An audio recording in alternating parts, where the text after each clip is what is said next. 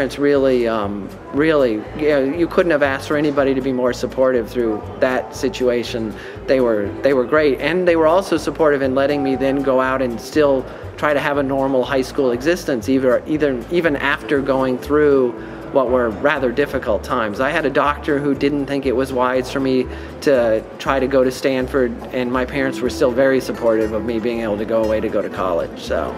And then when Ed was 21 or 23, he was in a bad accident. A little girl was killed. There were some kids drinking. He was not involved in that.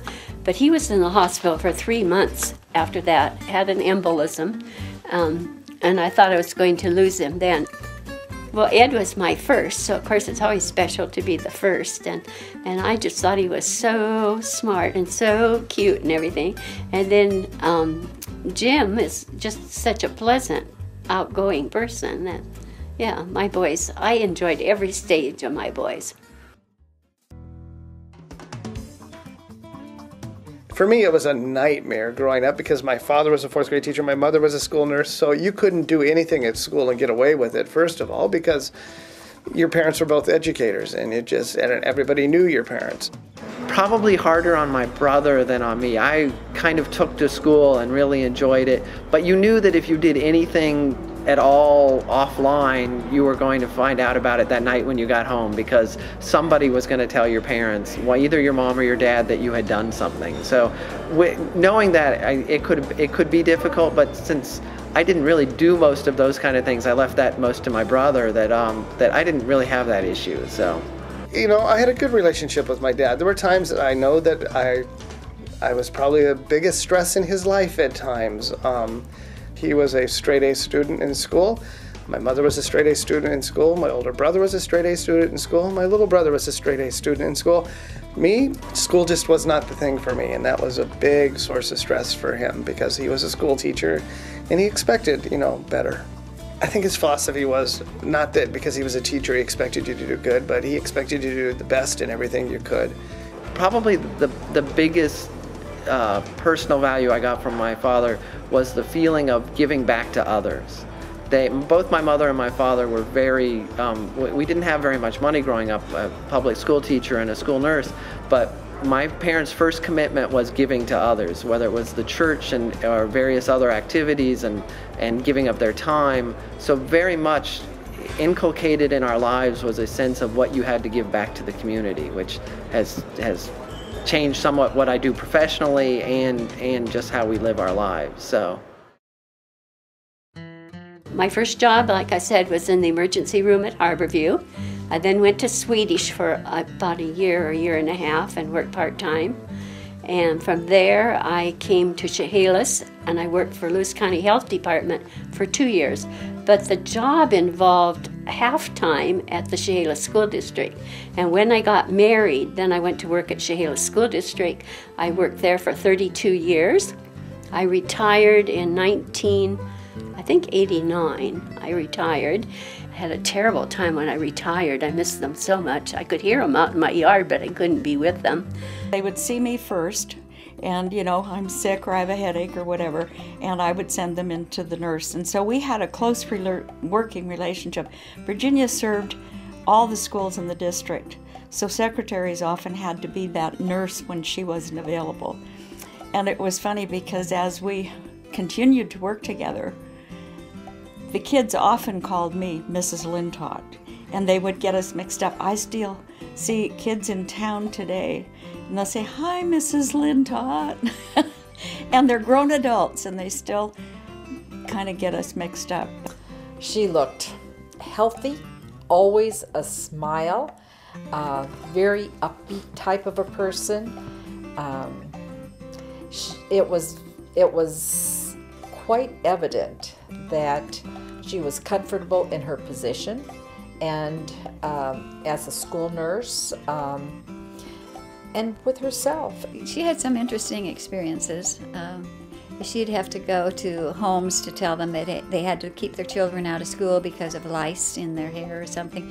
And once she was met at the door with a man with a gun. So, yeah, she told me those things, but she really loved her schoolwork, and she would always get excited when a new school year would start because she'd cut out these little gingerbread boys and girls and have children's names on them and keep their records and so on. So she really put a lot of effort into her nursing.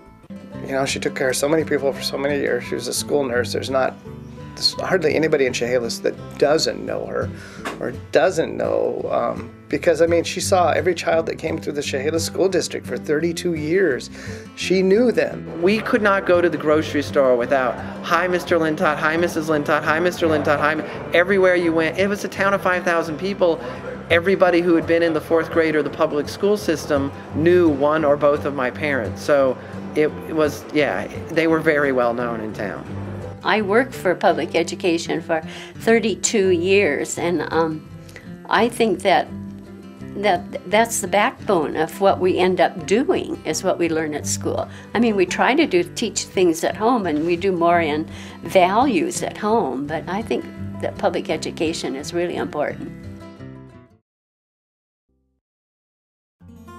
He noticed first, and we went to the doctor because he thought he was having some problems. At that time, he was driving cars after he retired. He used to drive cars. If you were going to buy a new car, and we didn't have it, but some other city did, he would switch cars for them, and he did that. Well, once he got lost, and then he realized maybe there was something wrong. I guess he got confused. And then he kept saying, I can't remember things like I did. So we took him through Virginia Mason up in Seattle, and they did IQ tests. They did everything on him, and they said that his IQ came out to 120 or something like that. And they said that most people of normal intelligence wouldn't have recognized that there was a problem there, but because he had been such a smart, intelligent person that he was able to. Well, then from there it just kind of started going downhill.